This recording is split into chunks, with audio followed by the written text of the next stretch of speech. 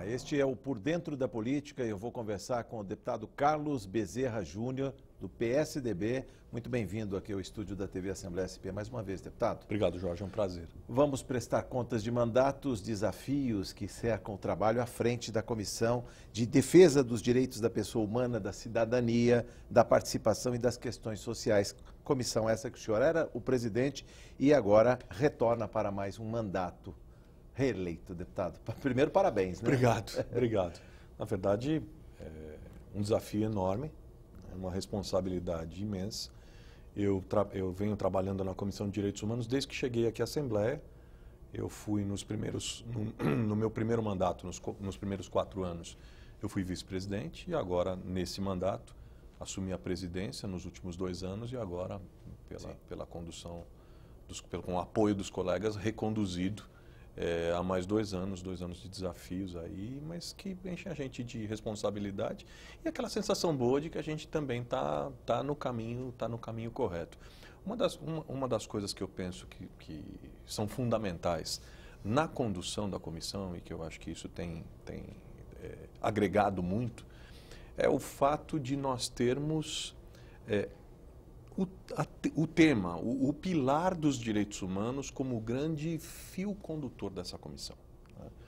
Há momentos em que as pessoas são tentadas a se utilizarem da temática dos direitos humanos. Aliás, eu sou absoluta e radicalmente contra o fato de se usar tragédias humanas, o fato de se usar momentos, histórias de dificuldades ou graves violações de direitos humanos para promoção político-partidária eleitoral, né?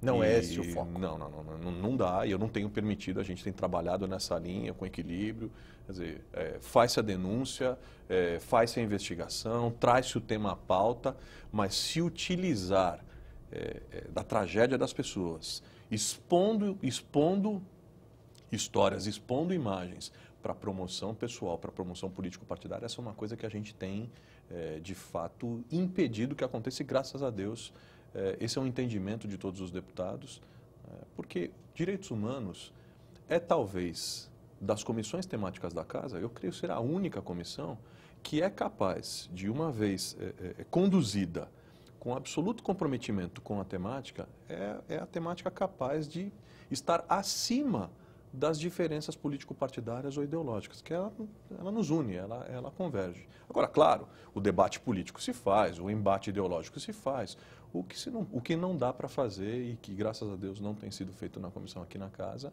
é a utilização disso como trampolim para a promoção pessoal, seja lá de quem for, o que é lamentável, né? O senhor fala em direitos humanos, mas ela tem um largo espectro, vamos falar assim. Sim. Porque direitos da pessoa humana, da cidadania, da participação e das questões sociais. Eu preciso lembrar também que até a defesa do consumidor estava sob a égide, mas ela foi de alguma maneira desidratada desta incumbência que foi criada a 16ª Comissão Permanente. Foi um projeto de resolução da mesa diretora, projeto 13 de 2015, ele foi aprovado em 2 turnos e foi criada a Comissão de Defesa dos Direitos do Consumidor, a 16ª Comissão Permanente. Isso ajuda também? Ou seja, tira o foco do direito do consumidor desta comissão? Sem dúvida, porque assim, são coisas completamente distintas. A questão dos direitos do consumidor e os temas tocantes à garantia dos direitos humanos são pautas absolutamente distintas.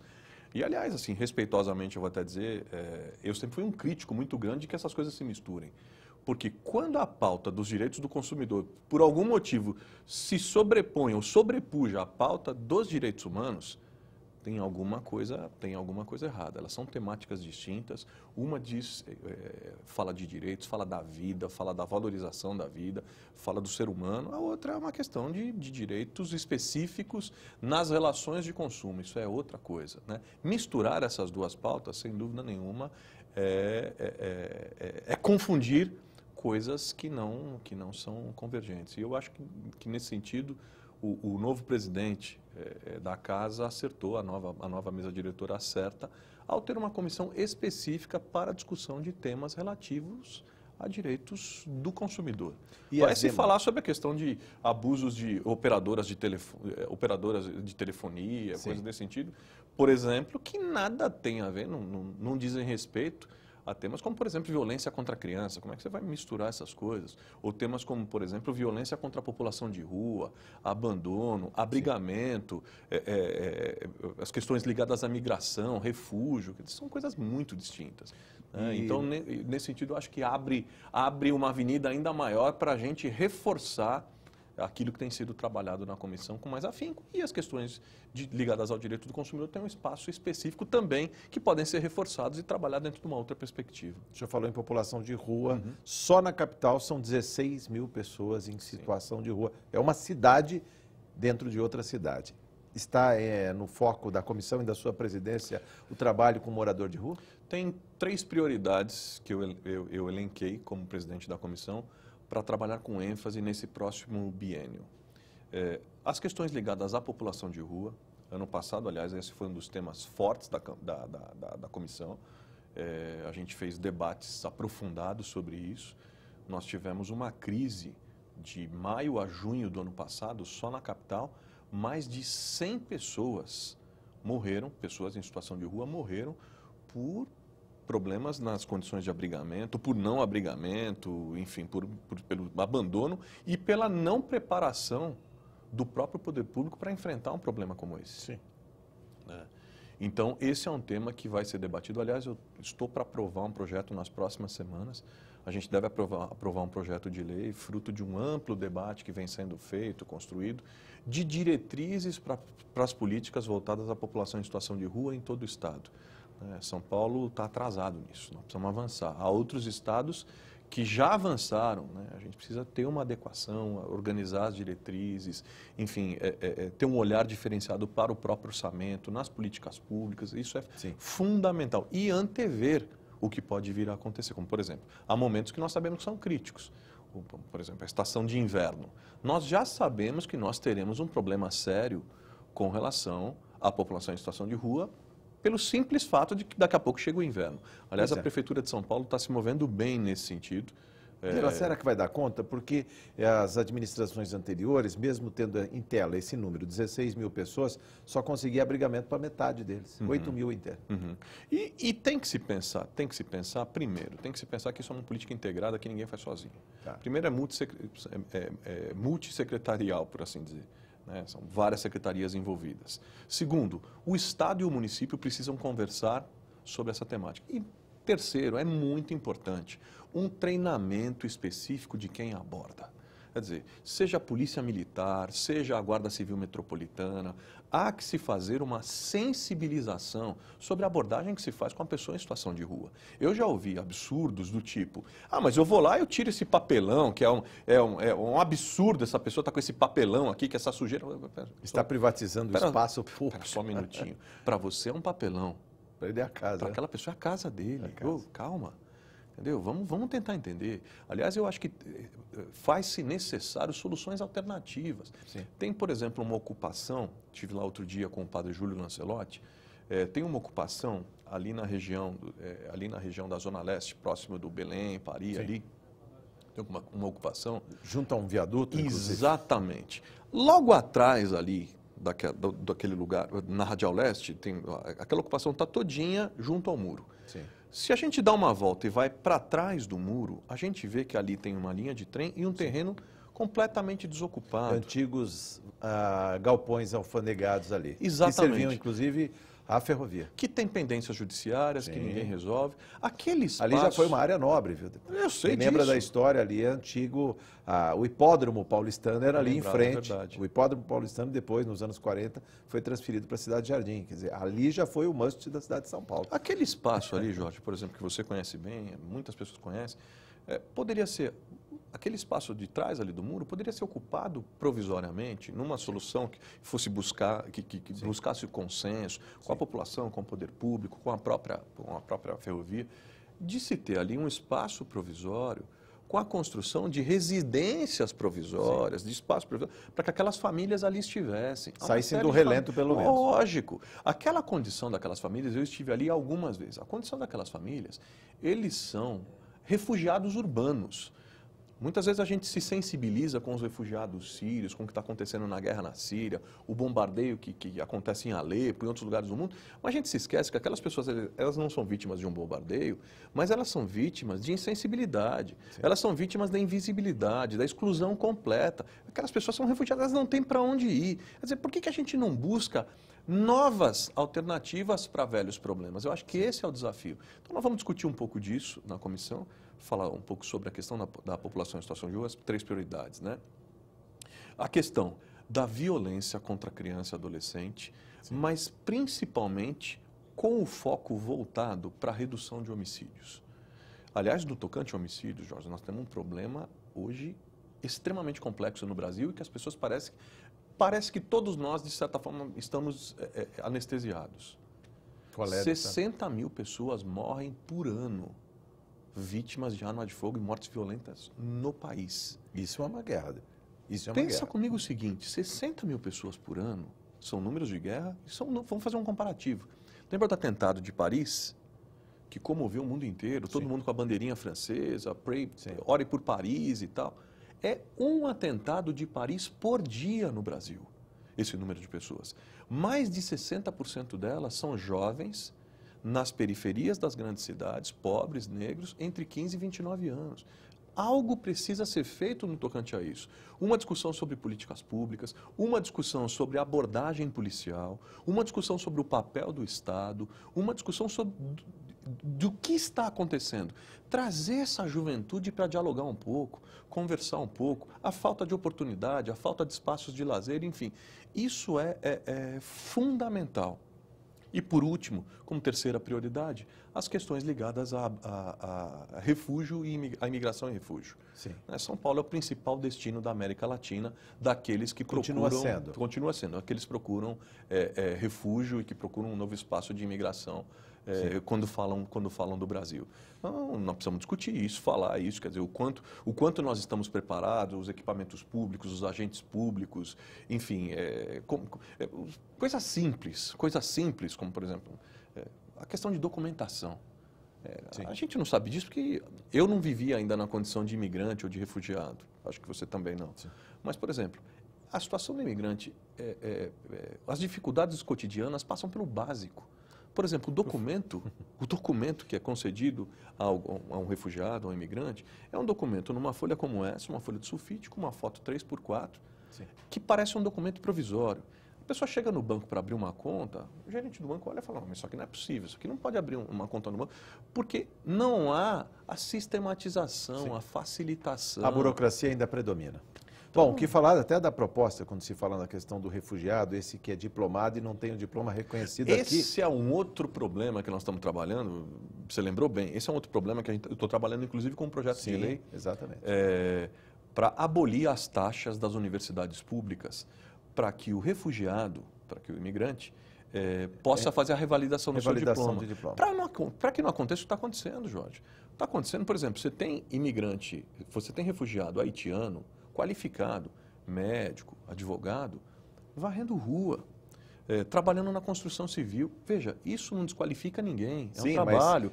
Mas precarizando um trabalhador. Lógico, essa pessoa poderia estar contribuindo com o país. Dando aulas de francês, de inglês. Lógico. E sabe o que acontece? As pessoas normalmente falam assim, nossa, mas para que se preocupar com isso, sendo que essa pessoa vai acabar roubando o emprego, sim, de um brasileiro? Isso é um equívoco, isso é um mito que precisa ser desconstruído. Todos os estudos de médio e longo prazo sobre o impacto da população migrante e refugiada num determinado país ou numa determinada cultura mostram, sim, o quê? Que quanto mais eles se integram a essa cultura, quanto mais eles vêm para o mercado de trabalho, quanto mais eles têm acesso aos meios de produção, maiores as possibilidades de criação de empregos, sim, para os nativos. Claro. Porque criam-se outros empregos, além do que? Da contribuição, da inovação cultural, de, sim, uma série de coisas. Agora, a gente tem um mito, que é o seguinte no Brasil. A gente fala assim, não, mas nós somos um país de cordial, braços abertos, nós somos um povo cordial, nós recebemos todo mundo e tal. Desde que a pessoa venha, assim, nós estamos de portas abertas, turista, mas fique no quartinho dos fundos. É assim, é o puxadinho. Todo mundo se une vamos fazer uma vaquinha para ajudar um imigrante sírio a ter uma banquinha para vender esfirra. Ou para ajudar o imigrante, ou para ajudar o refugiado haitiano a ter uma banquinha de cachorro-quente para vender. Aí todo mundo se comove e tal. Agora, olhar para esse refugiado sírio, olhar para esse refugiado haitiano como um igual, como um cidadão Mas há igual, como fechar os olhos? Direito. A gente está falando de 65 milhões de refugiados no mundo. Dá para fechar os olhos? Não, não se pode. Não se pode. E esse mundo está cada vez mais integrado. Não tem, isso é inevitável. Agora, precisa se compreender isso. Primeiro, desconstruindo mitos, como que eu falei, do tipo, vai me roubar o emprego, vai vir aqui, vai invadir, vai não sei o quê. E entender que quanto mais se abre a porta para esses que podem contribuir, melhor é o impacto na cultura, melhor é o impacto econômico. Vários estudos econômicos apontam que a contribuição desses que vêm, uma vez integrados, no médio e longo prazo, é de um fluxo positivo na economia, é um ciclo positivo econômico. Então, essas coisas todas, a gente vai aprofundar esse debate, vai trazer aqui pessoas, trazer especialistas, trazer gente envolvida, trazer imigrantes, refugiados, enfim, e discutir o que a gente pode fazer, como é que a Assembleia pode participar disso, além de leis. Porque você sabe que o processo legislativo também é complexo, é lento, é demorado. Tem muita dificuldade. Além de leis, o que a gente pode fazer? Nós temos um papel, muita gente pensa que, não, mas espera aí, quantas leis se produziu? Quantos projetos se produziu? Qual a efetividade disso? Entendeu? Isso tem o seu papel. Uma boa lei, um bom projeto tem o seu papel. Agora, não podemos esquecer do papel e da importância da discussão. Sim. Do debate, do bom debate, do debate qualificado. Que deveria produzir nessa casa. Por quê? Porque isso sensibiliza as pessoas, isso desconstrói mitos, isso quebra preconceitos, isso abre portas, isso, enfim, tem uma série de impactos positivos e a Assembleia tem essa responsabilidade, sim, de promover esse bom debate, de promover a boa agenda, de promover essa agenda que precisa ser ampliada, disseminada, para que não aconteça coisas, Jorge, como eu vi o ano passado, na presidência da comissão, quando nos chegou uma denúncia de um caso de xenofobia em Nova Odessa, pertinho aqui. Sim, região de Campinas. Aliás, extremamente paradoxal, né? Porque Nova Odessa é uma cidade feita por imigrantes europeus fugidos da guerra e tal.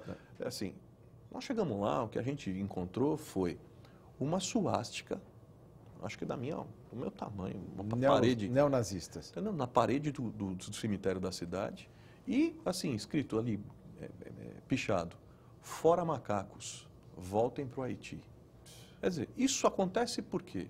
Isso é fruto do preconceito, do desconhecimento, do medo do diferente. Agora, a Assembleia nesse contexto, que é um contexto que não é apenas brasileiro, que é um contexto mundial, como é que ela pode contribuir, como é que ela pode promover esse debate, como é que ela pode falar sobre isso? Aliás, eu não te falei de uma coisa importante, em se falando de uma inserção da Assembleia num âmbito mais global, eu tive um encontro agora, a questão de 10 dias, com o UNICEF, o Fundo das Nações Unidas para a Infância. Para a infância.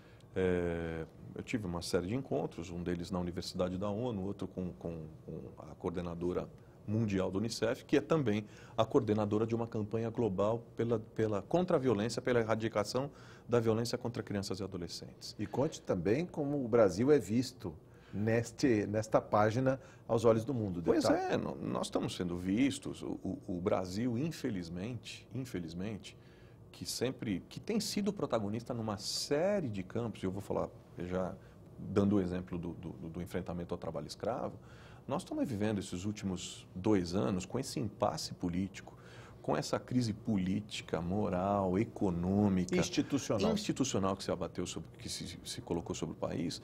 Nós estamos deixando de olhar para essas agendas como agendas prioritárias. Nós estamos deixando de dar a importância que elas têm. Uma das propostas que eu fiz lá no UNICEF é de transformar a Assembleia num ponto focal dessa campanha global.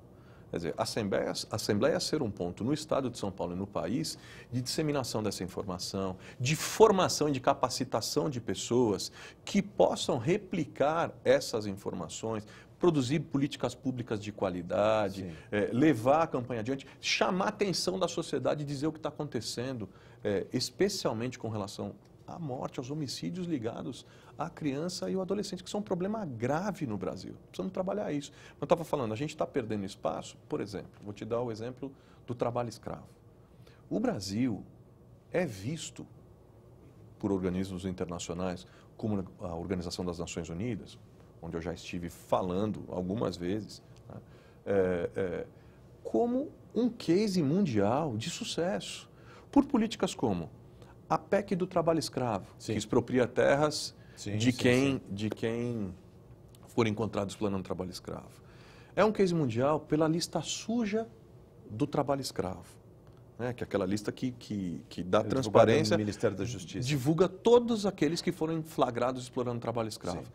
É case mundial por causa da lei, a minha lei que nós aprovamos aqui, que muita gente chama de Lei Bezerra, que foi aprovada aqui na Assembleia Legislativa com apoio de todos os colegas, sancionada ineditamente pelo governador Geraldo Alckmin, que caça o registro de ICMS das empresas que forem flagradas explorando o trabalho escravo, visto como uma medida legislativa inovadora, enfim, que pode ser replicada em outros países. Nós estamos sendo vistos assim. Só que o que está acontecendo? Nesse momento, o Congresso Nacional está dando passos e passos e passos atrás. A aprovação da terceirização, quando se tem um mar com 13 milhões e meio de desempregados, preciso falar mais alguma coisa? Você chega num ponto complicadíssimo. Há uma agenda retrógrada em marcha de desconstrução de direitos, infelizmente, que precisa ser dito, né? Esse projeto da aprovação de terceirização, um dos efeitos colaterais desse projeto, dessa lei aprovada, que pouca gente está falando, é, por exemplo, o aumento da incidência de casos de trabalho escravo. Porque todos os que foram flagrados explorando mão de obra escrava faziam o quê? Terceirizações e quarteirizações de fachada. Para dizer o seguinte, eu não tenho, especialmente na indústria têxtil, eu não tenho responsabilidade nenhuma com isso. Quem faz isso, olha, é a oficina lá da ponta, é o cara que eu terceirizei, é o terceirizado, o quarteirizado, que quer se livrar dos encargos e para isso faz o quê? Faz aquelas oficinas, por exemplo, no setor têxtil, faz aquelas oficinas, periferia das grandes cidades, janela fechada, fios expostos, condições degradantes de trabalho, as pessoas comendo, dormindo num lugar, trabalhando 14, 16, 18 horas por dia, maioria deles imigrantes bolivianos. Aí você olha os números, são assustadores. Mais de 12 mil oficinas dessas só no estado de São Paulo. E, de outra parte, o consumismo financiando tudo isso. Tudo isso, essa mentalidade do melhor, mais rápido, mais barato, mais compra, acelerar a compra e tal, e todo mundo querendo sempre comprar mais barato. Quer dizer, a engrenagem invisível que mantém essa máquina de consumo muito bem azeitada, irrefreável, é o quê? É o trabalho escravo. Agora, o que está se fazendo no Congresso Nacional? A lei da terceirização. Não se fala na possibilidade, por exemplo, do efeito colateral do trabalho escravo. Querem desconstruir o conceito brasileiro de trabalho escravo. Vamos rediscutir. Toda vez que se fala, vamos rediscutir um conceito que já é consagrado mundialmente como um dos mais avançados do mundo. Vem retrocesso. É lógico que vem retrocesso. A lista suja do trabalho escravo, que não se publica. Não se pode publicar. Graças a Deus, a ministra Rosa Weber tomou a decisão, falou, chega, tem que publicar. O governo vai e volta, não quer mostrar. Então, quer dizer, tem toda uma agenda de desconstrução de direitos que precisa ser denunciada, que precisa ser mostrada, mas que, infelizmente, parece que parcela das pessoas já não acreditam mais. Enfim, acho que não dá para fazer nada, ou muitos estão anestesiados. E de onde vem esse estado de ânimo? Só tenho um pouco mais de um minuto para concluir nessa conversa, deputado. A gente não vislumbra, por exemplo, uma saída de crise, uma melhoria das instituições, uma retomada da economia para ativar aí o emprego, a renda. Parece que há um mal-estar geral e um manancial de más notícias. Sem dúvida. Eu acho que só se melhora a democracia com mais democracia. Tudo que nós estamos vendo porque nós vivemos num regime democrático. Se vivêssemos numa ditadura, nós não veríamos... Sequer veríamos... Nada disso. Agora, o fato é que nós temos cidadania ativa, nós temos instituições funcionantes, tem um tanto de gente de olho trabalhando para melhorar tudo isso. Eu sou uma pessoa de esperança. Eu acredito que a gente pode melhorar esse quadro. Agora, eu não acredito nesse governo que aí está, o governo federal. Na maneira com a qual foi construído, a maneira com que ele se coloca, enfim. Eu sou um sério crítico, por exemplo, do apoio do meu partido a esse governo. Eu acho que a gente deveria apoiar medidas a favor do país, mas não participar desse governo. Porque esse governo, infelizmente, é tão comprometido ou mais comprometido do que o anterior. Quer dizer, nós precisamos mudar isso. Quer dizer, precisa fechar para balanço, precisa ter uma reforma política imediata e agora é o momento. Eu não acho que nós chegamos eu não acho que a gente está no momento que está e deve permitir que as coisas vão piorar, vai fazer o quê? Vai piorar. Não, não, não. Chegamos ao que chegamos, bom, e como é que a gente sai? Reforma política é o primeiro passo, nós precisamos tomar passos práticos e imediatos. E eu acredito que pode ser feito e eu acho que uma renovação da política é fundamental. Não vejo essas coisas como ruins não, Jorge. Para fechar aqui a minha fala, eu penso no seguinte, todos os países de democracias mais consolidadas no mundo passaram por momentos como o que o Brasil está passando. Esse momento de dor, esse momento de exposição das nossas mazelas, ele é necessário. É como o adolescente, quando está crescendo, tem aquela dor, a dor da adolescência, a dor do crescimento. Eu acho que o Brasil está passando por isso, mas eu tenho certeza que nós vamos passar por isso, o país é maior do que isso, nós temos muito a oferecer e eu acredito que com a renovação possível, enfim, com as alternativas que a sociedade pode oferecer nesse momento e especialmente a classe política respondendo aquilo que a sociedade está pedindo, eu não tenho dúvida que a gente pode dar um passo além. Muito obrigado, voltaremos ao tema. Muito obrigado pela sua entrevista, deputado. Obrigado a você, um abraço. Eu conversei com o deputado Carlos Bezerra Júnior, do PSDB, você ficou por dentro da política. Muito obrigado por sua audiência.